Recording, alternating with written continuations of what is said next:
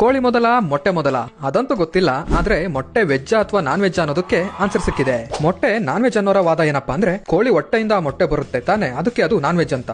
ಇನ್ನ ವೆಜ್ ಅನ್ನೋರ ವಾದ ಹಾಲು ಸಹ ಹಸುವಿಂದನೇ ಬರುತ್ತೆ, ಹಾಗಂತ ಹಾಲು ನಾನ್ ವೆಜ್ ಅಂತ ಇವರ ವಾದ.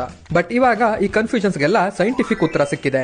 ಅದು ಏನಪ್ಪಾ ಅಂದ್ರೆ ಮೊಟ್ಟೆ ವೆಜ್ ಹೌದು ನಾನ್ ವೆಜ್ ಹೌದು. ಕನ್ಫ್ಯೂಸ್ ಆಯ್ತಾ?